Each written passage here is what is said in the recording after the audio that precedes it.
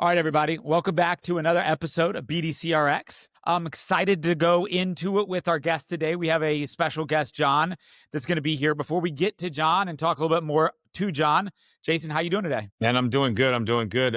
Definitely I think this might be one of our favorite episodes we're probably going to shoot. Cool thing is, I'm doing great, but I got the opportunity to see John's work. So I think today, for anyone that's going to listen, learn about BDC, John's going to drop some knowledge on us. I think it's time to lean in. It's time to focus in. He runs a good store. I know Matt's going to talk about what he has going on. So this probably might be one of my favorite episodes for sure. Yeah, I'm excited about it too. When I got to know John a little bit before we started hitting record, and I'm excited to learn here. I've got my pen and notepad out as I always do to take a bunch of notes. So before we jump in, John, tell us a little bit about yourself. How are you doing today? And tell us about yourself in general. So doing great today. Another day here at the showroom. Well, a little bit about myself. I've come from the fashion world, but now I'm in automotive. I've been in automotive about 5.5 years. I worked at 2 stores only, just here in the previous store, Ford store. And I was a single point sales manager there, which plain is just, I do everything from the sale, finance, everything, deliver the car. I did that for about 2.5 years there. Then before that, I was a regular salesperson, which taught me a lot. And it's an interesting store there, interesting BDC, but it's a family-owned business. So it was ran pretty sharp. And then I made the jump to come to Doral Hyundai, and it's been a ride. So you said a word there, and I kind of caught my ear. You said, I was a regular salesperson. I would bet you, John, with the little bit I've learned about you, you were probably not a regular salesperson, but you probably were a salesperson, which I think one of the most important things for somebody, and especially in the dealership world, to have experience in serving the roles in which they lead. And if you don't come from that place, it's hard for you to lead that place. So I assume when you say that you were a salesperson, you're more referring to you did the job as a salesperson, but I bet you were exceptional at it. Am I correct? Yeah, I was. I started off slow. Obviously, I was new to the automotive world. I know how to sell, but I didn't know how to sell cars. So it was very interesting. I had some training,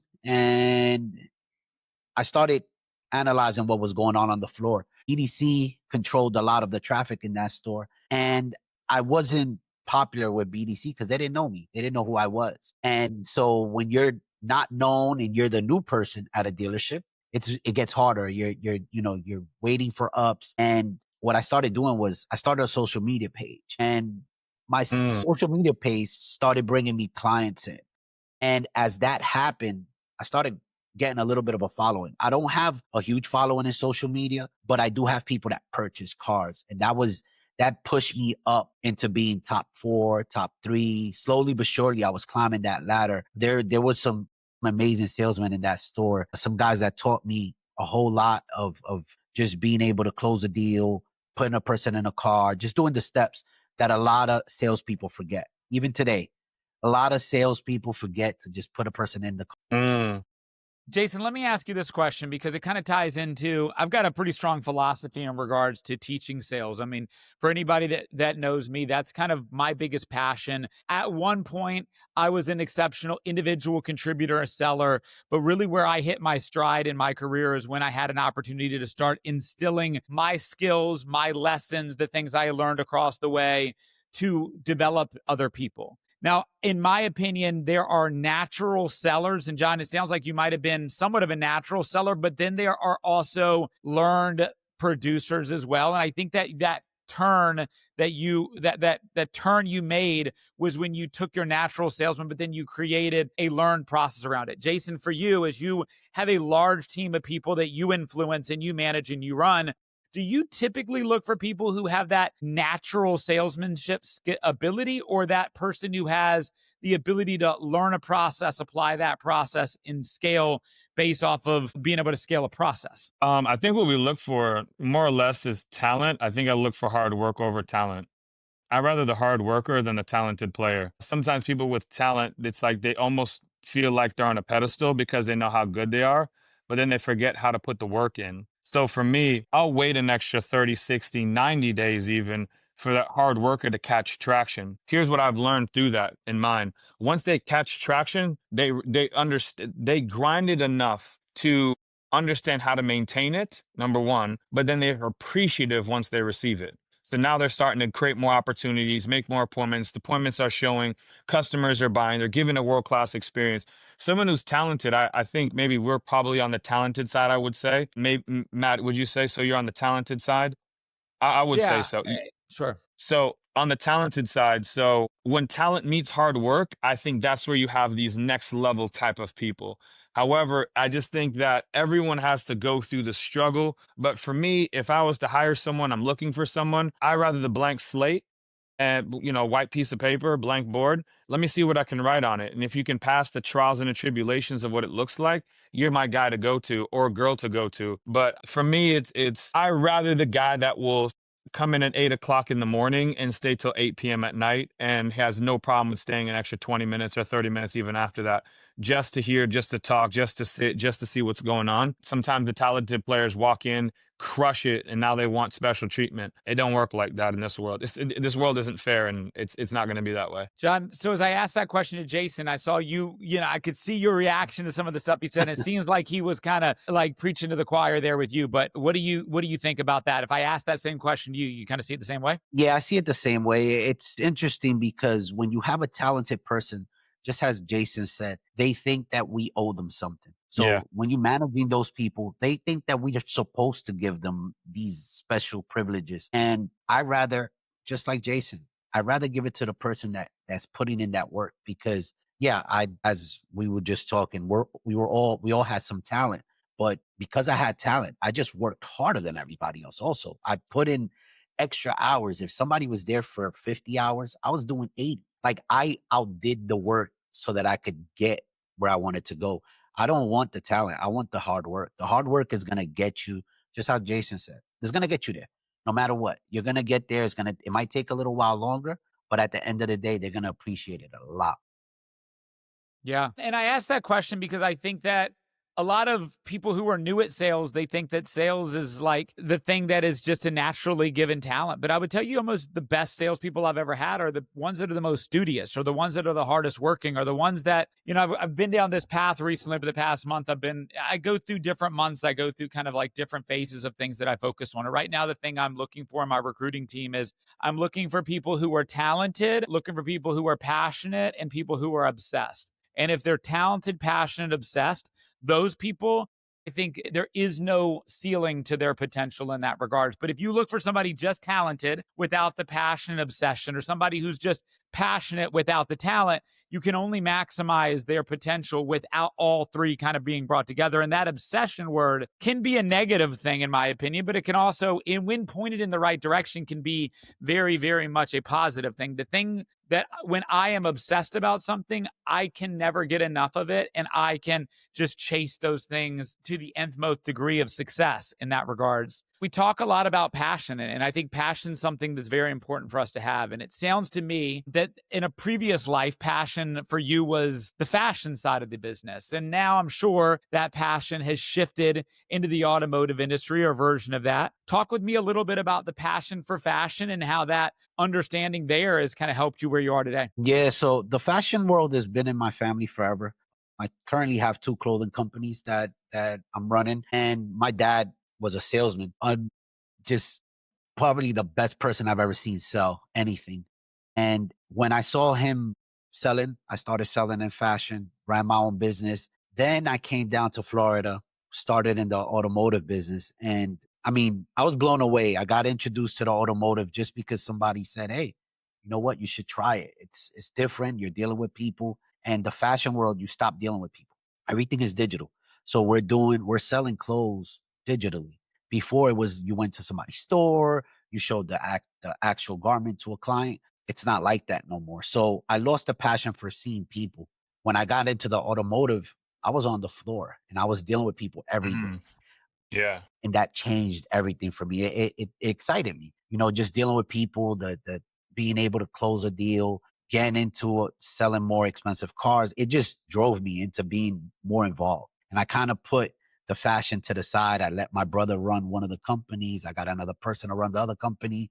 And I just started focusing on sharpening my skills and being better and growing in the automotive. I want to get to know a little bit more about the store, but before we do, Jason, I'm sure from what I know of Jason, he has a lot more interest in fashion. I am the least concerned person with fashion. I'm a black t-shirt, jeans, tennis shoes guy. That's what I'm wearing. And now Jason is I'm going to put a multiple piece suit on. I'm going to wear something super nice.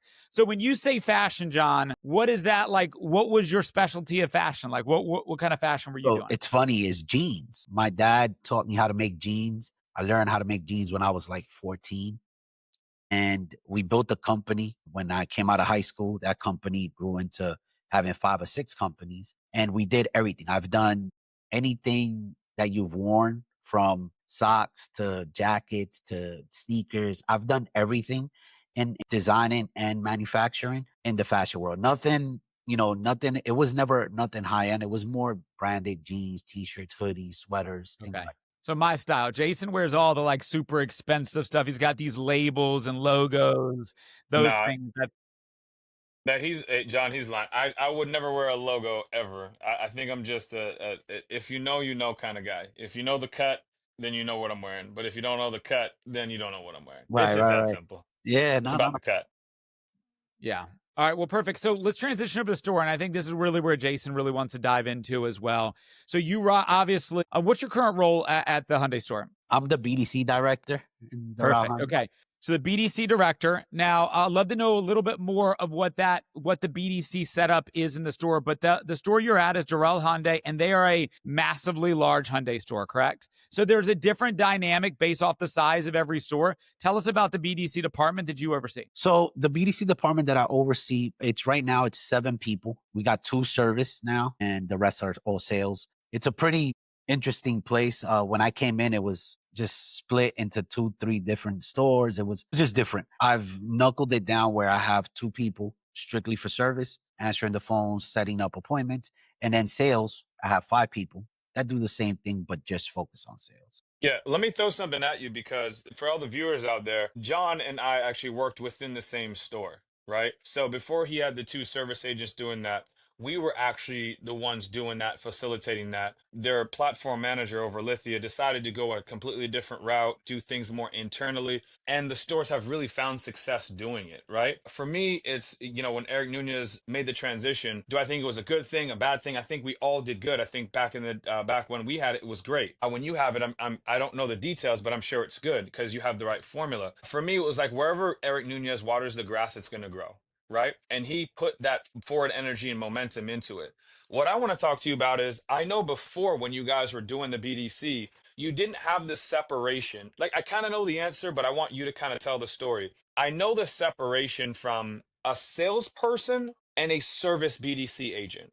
They're 2 separate entities. What I've found is, and let me know what you think, is I had salespeople taking service calls and service people taking sales calls, and I had everyone doing everything. What I found from it was a disaster. Why? Because service appointments are more laydowns, they're easier. So when these salespeople would get those phone calls, right, they would just kind of want that layup again. But service is very easy. Hey, did you want to know a change? Okay, great. Well, hey, listen, here are the time slots that we have. Hey, we also have a maintenance that's coming up. Did you want to also schedule for that? Et cetera, et cetera. To where you're more asking what a customer wants. They're already interested in needing to come in. It's almost they have to come in.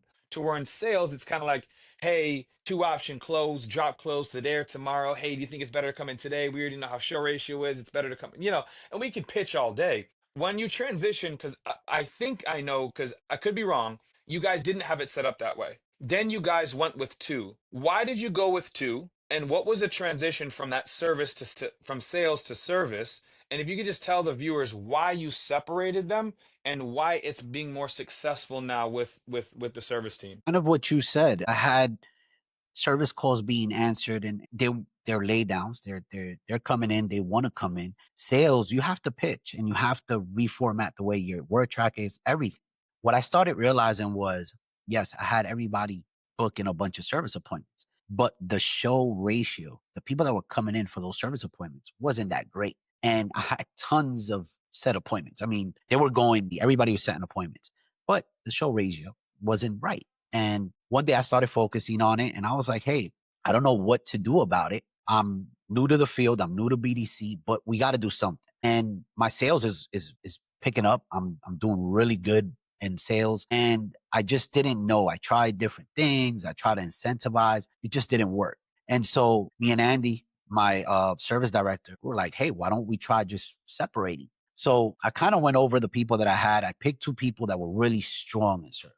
That they were easily into the service. They weren't into the laydown. They were really into finding out what the person needed, if they needed an upcoming service, what was their car. They really went over above. So I switched those two people into service, which made it now my show ratio is a lot higher, which is what we wanted. We wanted that because I could have 10,000 appointments booked, but we needed the people to walk into the dealership to actually come and bring their car to get their oil changes and get the transmission looked at and everything else. It's been rough, Jason, as you know, just switching people over is rough, but it's slowly getting there. I'm still working out some kinks, and there's certain things that, I might be short staffed a little bit, but as you know, just splitting the room and focusing on two different things is giving people more of a direct. I'm only focused on sales. I don't have to pick up a service call. And the service people are like, hey, I don't have to deal with salespeople with a sales with a car.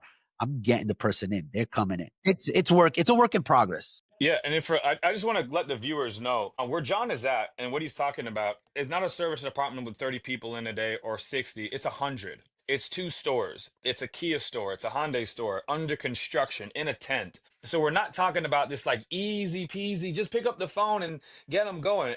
John is not at that location. He's being humble as he's actually talking because there's so much more intricacies to what he's talking about.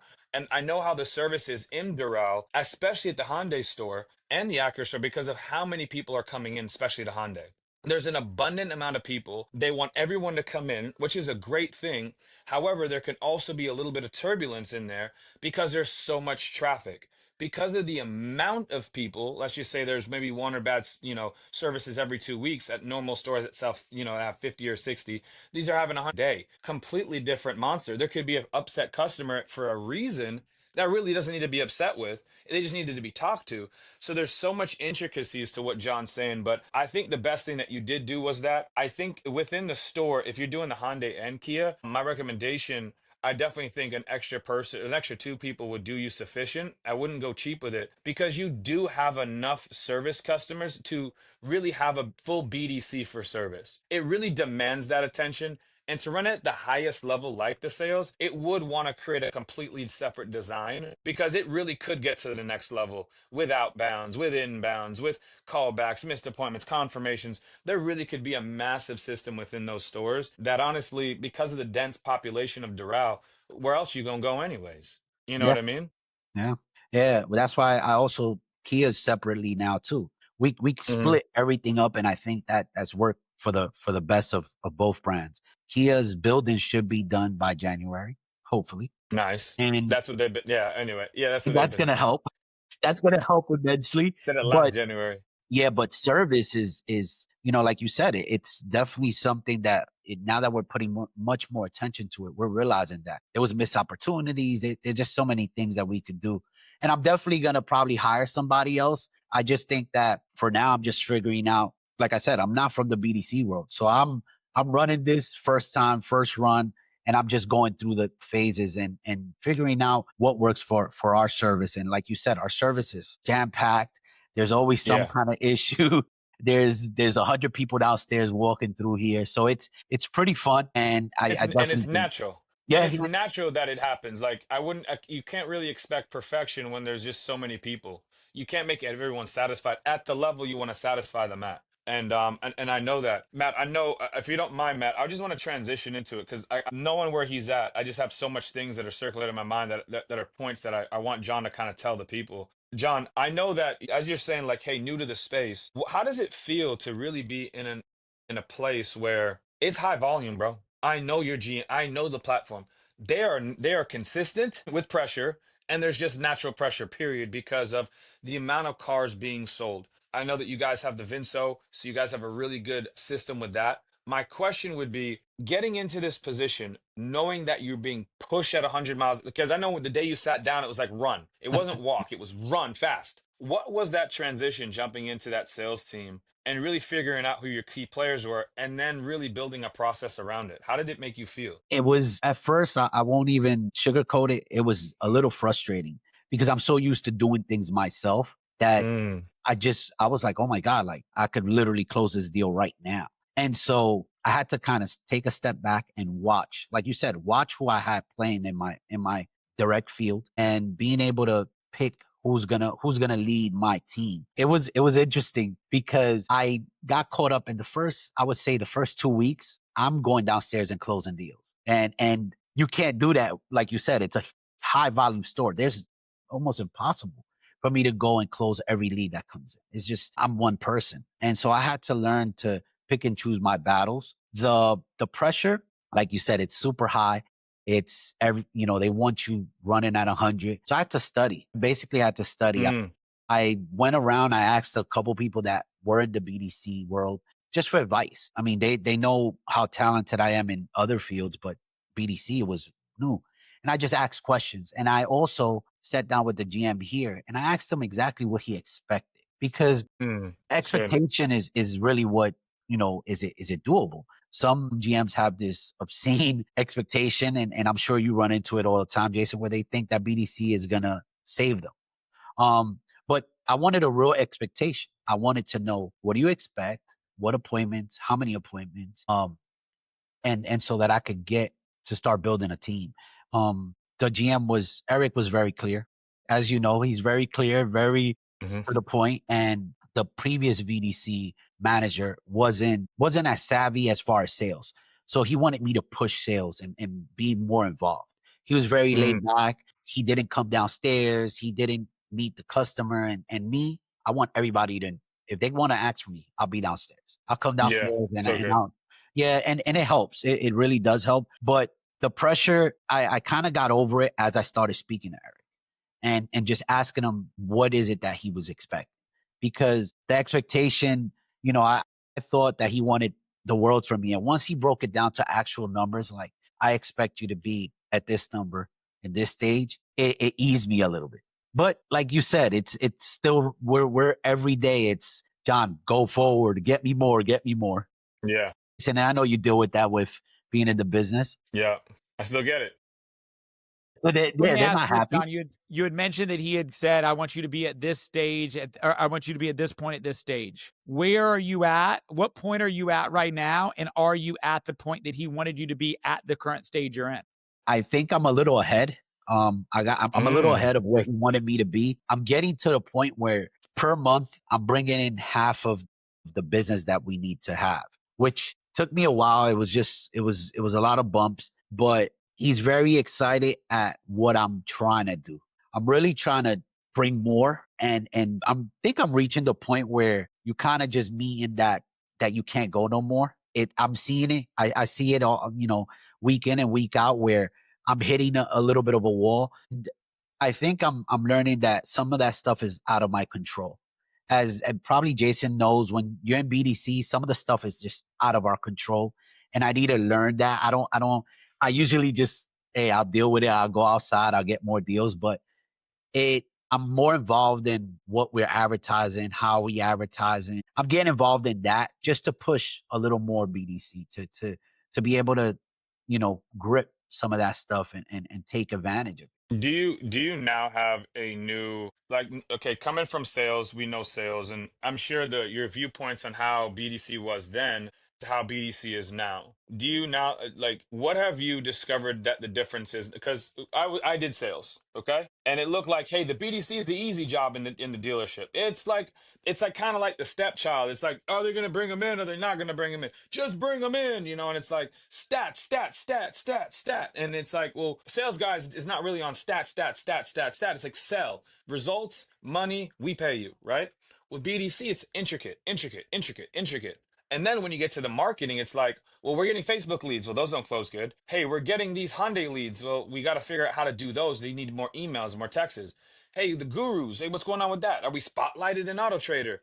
So now we get intricate to where the marketing stands out. So it's like, okay, what's my marketing team doing? Right. And then what am I responding to? So it's like, where in sales, it's like, well, let me just go prove my worth, my value. to where BDC is like, well, wait a minute. I see where I'm at, but if I call a lead 10 times and there's 50 of them, but I spoke to 3 people, none of them sold, no shows, but I set 3 appointments, but they were really bad leads. It's like, who's blamed for that? Is it me or the marketer? And then it's like, gets to the point of like, well, are we weak or or is it the marketing? And now it's the finger point game. So, and I'm going over like different scenarios of when you were talking, like there's so many different factors into what we do, and sometimes people just think it's BDC, pick up the phone, set an appointment, bring them in, show that done. It's way more intricate than that. So my question is to you is like, have you found a newfound respect for the BDC now that you've come from sales to BDC? Do you have like a deeper way to look, like maybe this is the lifeline of a store? Maybe people that are out there that, hey, we just put a little bit of money to our BDC, but do you think they should be putting more resources into the BDC, managing it better? Like, what are your thoughts now? Completely different. You're 1000% right. To me, BDC was just, hey, pick up the phone, get the person in. It's very easy. Now I found a different respect, and I think people should invest a lot in their BDC. Mm. Eric told me something that has stuck ever since I started here. He said BDC should be creating desk managers. Ooh, that's a And bar. I just stood there and I said, wow, I've desk deals before. I'm a desk manager, I'm a finance manager. And when I sat back and looked at it, and I've given my BDC guys, full access to everything, he's 1000% right. The BDC department, we could create desk managers from there, 1000%. People should invest in the BDC because, believe it or not, the pulse of the dealership is there. I Mm, understand the salespeople. I push 25 cars out a month by myself. Yes, that's fine. But if the BDC slows down, you see it on the floor immediately. mm, Immediately. It's the cause and effect is right there. And the importance of just understanding what the BDC has, what they bring to the table, having, if you don't have an inside BDC, get with Jason, get somebody to help you because you're missing out. The world is moving faster. People are online all the time. Where like you said, Auto Trader, Car Gurus, all these places, those leads have to be attended to. And yes, some of them are, Jason knows, they're not that great, but we need somebody chasing them, and a salesperson is not. So no, as I I hear you agree. guys as I hear you guys talk, I've done at this point about 15 episodes around BDC focused discussions. Right, season 1 we had a different person on the show. Season 2 we went with a different direction with Jason. And one of the things I've learned, there's not one right way to do any of these things, but one thing I've learned that's been consistent with the conversations I've had is there's a new train of thought, I think, for the most successful stores and how they think of a BDC. I think of when I was on the outside looking at the BDC, I always thought as the BDC was kind of where you put the people who didn't lack the talent to be good enough to be on the floor, right? When that guy wasn't aggressive enough, you put him in the BDC. And now I've learned that if I was running a store, I would probably put my most aggressive, my most dynamic people in an internet department, which would be front to back on the sales side that works connected with the BDC. But I would make it to where leads coming from the BDC would be a absolute privilege. And not everybody on the floor gets that, but you have to be somebody who's an ace in the CRM. You have to be in alignment with the BDC, and that BDC sets up specialized people who are focusing deals specifically coming out of that. But it's a higher tiered person. And I would have the BDC be where everybody in my business, in my dealership starts in the BDC. And that's the proving ground of every other department in the company, because you come here, you start, you learn the CRM, you learn the process, you learn how to manage leads, the value of leads, the importance of how to set up the floor, and then you graduate to the floor. I would never hire a floor specialist into my store who didn't have a level of mastery and understanding who started in the BDC. Now, John, as I say that, I saw you kind of like smirk a little bit. What would you think about a structure like that, where you got first access to every talented person, and then you use the BDC as a springboard into every other role in the business? I think it's a great way to do it because in the BDC, you get your feet wet into everything. You get to chase a lead down. You get to get a lay down. You get some lay downs in the BDC, but knowing how to work the CRM is important. Absolutely. A lot of the floor people don't know how to work a CRM. They don't Yeah. know how to enter a number and pull an actual lead that's there already without entering a new one, which I'm sure Jason knows exactly. And Matt, you know, people don't know how to use the CRM. And that's essential for the business. How do you keep track of your clients if you're selling, 30, 40 cars a month? The CRM helps you. It makes it easier. And most dealerships that I've encountered, most people don't want to deal with the CRM or the BDC. Salespeople they're like, oh, the BDC is going to take something. No, they're there to enhance. Once you see them as an enhancer, you're going to win every time. Now, John, why do you think, and I've got a strong opinion on it, in managing hundreds of salespeople and multiple organizations over the years, what do you think is the common reason why people don't want to use the CRM? Well, two school of thoughts. One is some of the sales people are older and they're not up to date in the technology. Second, I think people they're afraid of it. Nobody has taken the time to teach them. A lot of dealerships you go to, nobody has sat there and trained them. The dealership that I came from before,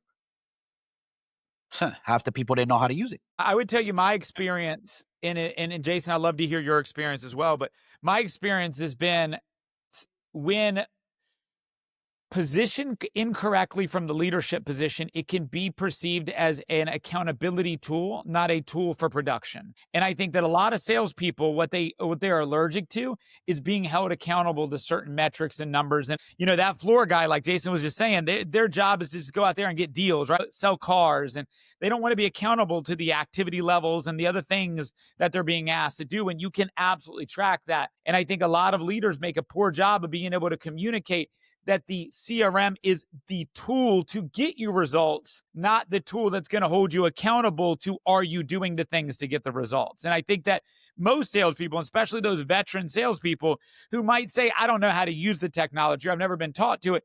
The real reason in my experience is they don't want to be held accountable to the things that are expected to be done. Yeah, Matt, I'm gonna add to that. I just think I think it might just be simple to pay plans dictate behavior. And because it's not needed, it's not used. I mean, I'm a sales guy through and through. I'll take the quickest corner around the corner to make sure I get the sale. That's just me. I'll tell you, be honest. The faster I get someone in, the faster I get them out, the faster I can move on. But what if dealers are like, hey, the only way for you to get paid is for you to put that deal in the leads? What happens even worse is, I'm sure you get this, guys, John and Matt, is that sales guys will literally have a customer at the desk that literally is an appointment, but they enter in a whole new person and make it a showroom up when it was already an appointment from gurus or whatever.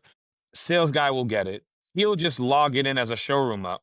BDC gets no credit for it. We look bad. They look good, but it didn't help the store because we don't know if that was a good lead, bad lead, or an indifferent. Now it's a missed appointment. Now the desk log looked like it's bleeding out. Now it doesn't look like I'm doing my job. So I think it's an accountability. And I think if they got paid for the accountability, it'd be different. Hey, listen, if you have perfect notes on this account, by the way, we're going to shoot you an extra bird dog of $50. But it has to, and it doesn't take much to do it, but it would benefit the dealer so much more because the $50 ain't that big of a deal to when you get the raw data to then at the end of the month make a big decision. Yeah. So look, I completely agree with what Jason's saying there. And for me, as a guy who runs a business in the way I'm utilized in both my consulting business and my previous life of helping companies scale their business, I try to say is what can I create that can make the unification of our process across all levels unified? And for me, when you bring in a sales guy off the street and he doesn't need to be in the CRM the same way the BDC is, then he'll never align correctly with the BDC. You talked about when I was a sales guy, I had to learn the BDC side. Why I love the idea of everybody coming in. And even if they're hired as a sales guy, I had another person we interviewed at another store, and she said for the first 4 weeks as a salesperson, they have to work in the BDC. Not as a BDC rep, but they have to work in the BDC so they understand what the day in the life of the BDC is. And until they do that, they'll never be able to connect correctly with the BDC. And so it's like a proving ground, and they have to set a certain amount of appointments out of there so they understand the difficulty and the value of the BDC being the heart and blood, sweat, and tears of the dealership, the first impression that every customer has with the store. So John, I'm throwing a lot of ideas of what I've experienced and kind of what I would do if I was in charge, but anything that you took from that maybe you have questions on for Jason or I? Well, when you guys are talking about proving grounds, Do you guys feel like you just said, putting a salesperson in BDC for 2-3 weeks to learn the process? We know that not using the CRM, it hurts everybody. Correct. It makes our appointments disappear. It makes the BDC look like it doesn't do its job. But also, there's a cost. The CRM costs money. Yeah. We pay money for this. The information that we're gathering there, it's not fully there. Jason said one thing that happens in every dealership across the nation. It has to happen. A salesman grabs a person from the floor. They enter it as a new lead when it's an appointment that BDC set up, where if you look it up, you use the CRM correctly, you got all the tools to win. You know what the person is in for. You know what car they're looking at. You know what payment you kind of close them in to come in, and you got an easy layup. But because they want to make their work harder, they don't look at the CRM. I think training people in the CRM is important. And I like both ideas. I like putting people in the BDC. Let them sit there for 2-3 weeks. Let them know how to pick up the phone, because most people don't know how to pick up the phone, call, reach out, and use the CRM to many advantages. Before I knew how to use the CRM, I kind of just reached out to a trainer in my old dealership, and I said, hey, I'm missing birthdays. I'm missing this stuff. I need to be able to do that automatically. I'm only one person and I'm getting a lot of clients. And it helped so much. And it gained me more clients. So I know that in our pre-podcast, our pre-interview, one of the things you said you wanted to talk a little bit about was kind of training and objection handling. So it kind of leads right into that side. There was a point where you reached out to a different person at the business that you knew that could kind of help you in that regards. What do you feel like is your biggest gap with your team around that process? I've got a pretty strong opinions on systems that can be put in place. I know Jason, not only does he provide staffing around BDC, but one of the other things that I think that I love that Jason offers is, and he's got a large amount of dealerships that use him for this, which is he has a whole training organization. He has a training program called Worldwide University that can teach a new employee how to use e-leads, how to do a lead from this source and a lead from that source, how to handle objections. But what do you need the biggest help with right now on that, John? I think one of my biggest, so now I'm using a word track for every person's using word track just to welcome the customer into our doors. But the objection is, it's hard. So I'm on the fly. As I'm on the phone, I'm able to come up with, quick and fast. Most of my employees are not as fast as I am, as far as maybe because they haven't been on the floor and they haven't met that hard customer that does not want to hear it, does not want to see the car, does not want to sit down. And so, Jason, how do you start dropping those gems that you have in your head to these people and letting them know, hey, use this? Yeah, it's crazy. So we built a platform called Worldwide University, what Matt was talking about. And we have like maybe 150 different videos of, number one, object handling, the perfect inbound, the perfect outbound, specific leads, true car opportunities, gurus, like what's the best price? It's going to happen every time. What's your objection for that? There's many right ways to do it, and there's many wrong ways to do it. So what we kind of do is just set the dealership up and that reference of just watching videos. So we just have pre-recorded videos. For some of the viewers out there, I don't know if people know, but I'm also Andy Elliott's exclusive trainer when it comes to BDC. So we train about 1,500 stores. So like, what's the best price? What's my interest rate going to be? What's going on? All these objections are going to happen every freaking day. Like, it's every day it happens to a BDC agent. The question is, what tools do you have in your toolbox to overcome those objections, right? And then the next step is, how does that customer show, right? Because you can object handle them and they might just want to get you off the phone. So then you have to rewind and make it sticky. So we just teach people like it, instead of going to the word tracks, I first start here. Learn how to drop close. Learn, acknowledge, ignore, and redirect. Hey, Mr. Customer, that sounds great. However, we do have bomb, bomb, bomb. And then we've also taught our team how to like go around and lead somewhere else, where the customer may ask for the best price, where we switch it up and might just say, well, hey, Mr. Customer, let me ask you, do you have a trade? Oh, you do have a trade. Okay, well, hey, listen, good news is right now we do have a buy-back event going on here at the dealership for the next 3 days. What I'd like to do is take an appraisal of your vehicle. I'm probably going to give you top dollar for it. So before you do anything, why don't you stop in? Let me show you how much more equity I can put in your vehicle. And at that point, you can shop around. But me and you both know, John, put a guy in front of me or a woman in front of me that is here to sell their car, you're buying a car too, brother. You ain't leaving until you get something from me. At least something from the candy snack store. You buying something, the coffee, I'm going to get you some which way or another. So I think it's how we've designed a customer to, if you want to go here, we're going to take you here, but we have a tree. Question, answer, answer, which the questions go, and then we funnel them down into boom, appointment. But ABC, man, always be closing. But we have all these things that we have written out. But we have like 150 videos of objection handling. After this, John, I'll send you some. Yeah, Let me add this that's to it amazing, too. man. People And John, take note. I'm a firm believer in when you're teaching salespeople, you teach concepts, not words. I think word tracks are okay if you're teaching like an elevator pitch or like an introductory thing. But to your point, when you can teach a person how to sell effectively using sales concepts, then it's replaceable, duplicatable in that sense. When you teach them words, then they're never able to learn how to actually sell. They're just repeating and parroting words. To Jason's point, I use a very similar concept. I use listen, acknowledge, make a statement, ask a question. So listen requires me to listen. I think the best salespeople are not the best talkers, they're the best listeners. If you're asking more questions, typically customers will tell you how they need to be sold.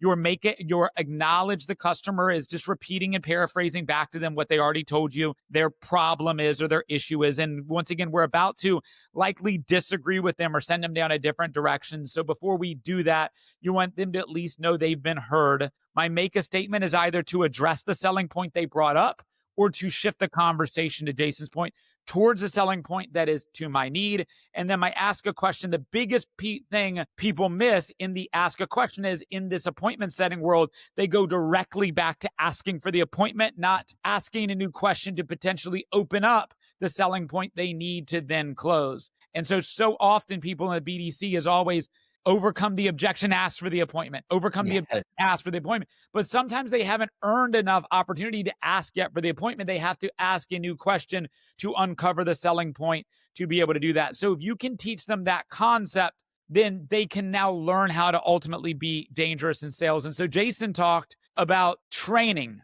To me, training program is only as good as the coaching program that coincides with that, John. And so you can have a salesperson watch 100 of videos, but if they never go and do it, if they never are actually coached on it, if they never role play that, then they're probably missing out on the real opportunity. So John, what I would suggest is let's say you got your team into all of Worldwide University and they were watching videos, maybe you assign 5 videos a day to your whole team for them to watch.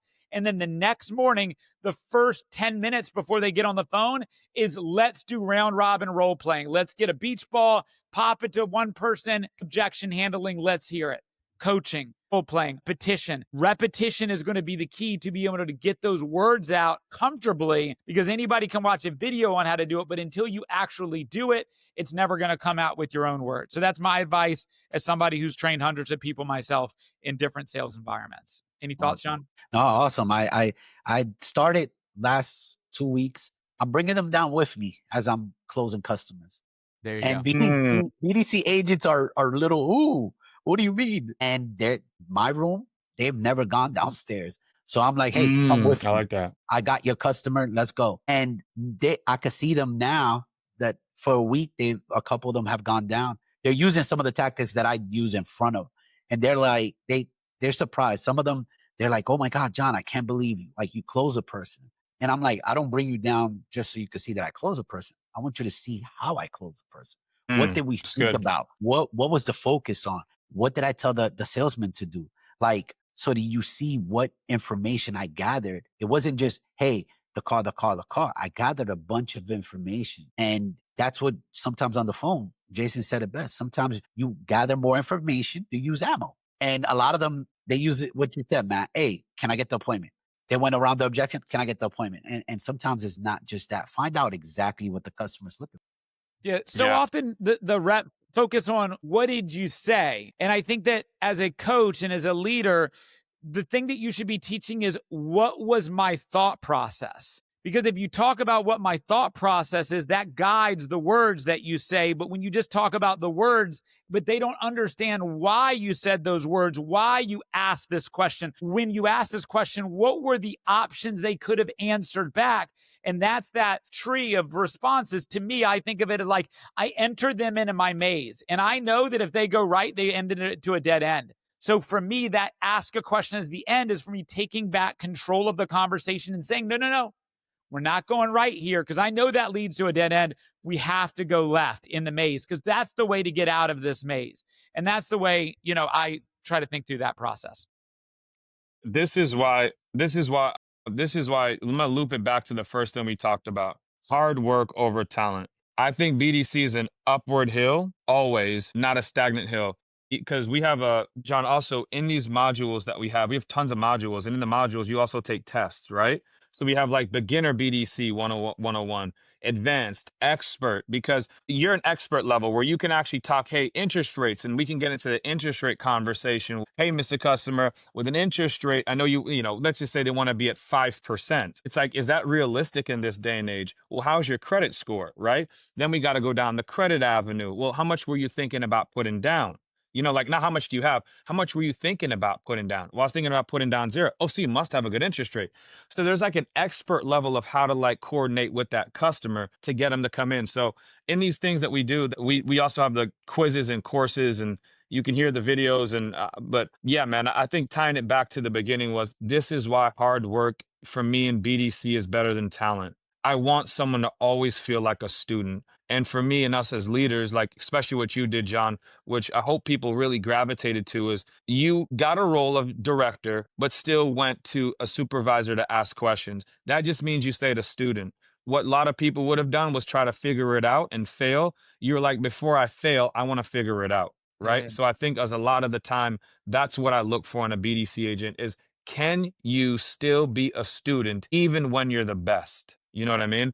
So just to kind of drill down the point that we were making before. So, John, we're on the last couple of minutes here, and I want to be as respectful of your time as possible. One of the things that you said that really jumped out of the page, and I wrote it down, which is the fact that you still ask a ton of questions. You still know there's an opportunity for you to grow. While you have somebody as knowledgeable in this space as Jason here on the phone, is there any other questions maybe you might have for Jason, or he might be able to answer for you before we end this up? Jason, how do you figure out how many BDC agents a store needs? Ooh, that's so good. A lot of people say 100 leads to one person, right? To where I would say that person's weak. Why not 150 to 200? I think it goes to cadence. What's the cadence of that you've previously built, or what's the cadence that you built? For me, a BDC agent should be making bare minimum of 150 phone calls per day. Whoa, are you serious? Absolutely. Why not? You can email, you can text, and a lot of the times, do you guys still have Impel? So you already have a helping. You see where I'm going? We already got help. You already got help. You already have more help. Pick up the phone, dial, right? Stay in front of the customer. So if you're able to call, 150 calls outbound, that just means that you're able to gravitate to more customers, shooting texts and email. I run a small team of outsourced BDC reps as well, in a very similar structure to Jason. Just I've got a boutique clients that I work with. Our reps make 150 calls a day. Our reps manage over 300 leads a month is the overall volume of reps. We run a cadence that's either a 2-day cadence or a 6-day cadence, depending on the store. So it supplements based off the volume of activities. And that 6-day cadence is 14 calls over a 6-day period, assuming we've never made contact with 6 texts and 6 emails. But in some stores, we just run a 5-call cadence in the first 2 days and the store picks up. Then we run long-term follow-up. So I would say the volume of actions that somebody would need to do in the volume of a day would be able to determine how many reps I would have based off of that volume. Yeah, it's cadence. 1, the amount of times you're calling an opportunity, how far back you think the opportunity still exists, and then taking that into an effect in an account. But every agent, you could have one agent that literally is 2 people in one. Like, what if you have that dog that really is doing 225 a day? Like, he's a machine. Pay him like one too, right? Because he's pumping out a lot of calls. Now, can he get inundated?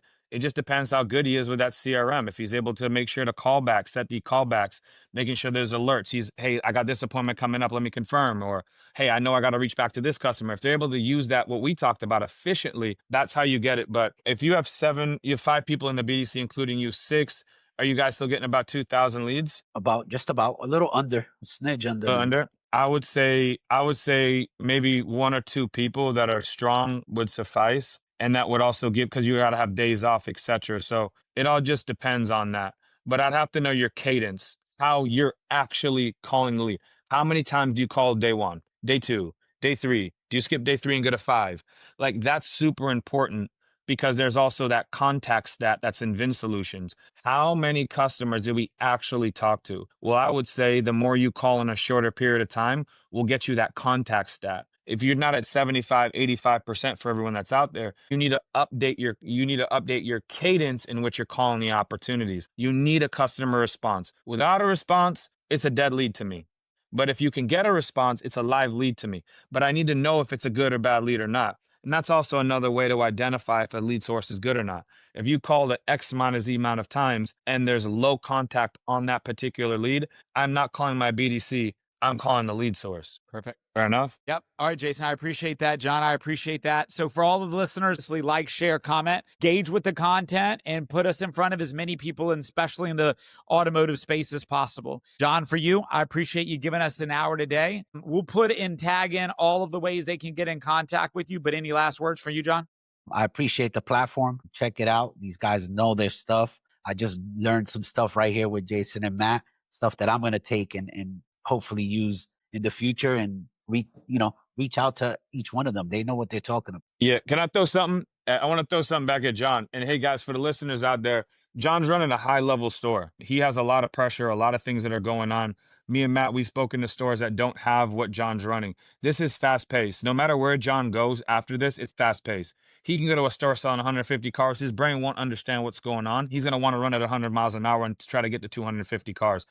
Yeah, now it's embedded in him how to run really fast and how to move. So honestly, John, my hat's tipped off to you. You're running one of the largest Hyundai stores in the nation. That's a celebration for a lot of people. So a lot of the gems that he's dropping, guys, number one, he's being a student. At the same rate, he's asking the right questions to the leadership team to make sure he can deliver a product. And as he's talking, you can care that he cares for people. Now, not only that, he cares for his craft. He's not only passionate, but it sounds like he's working, but loving what he's doing.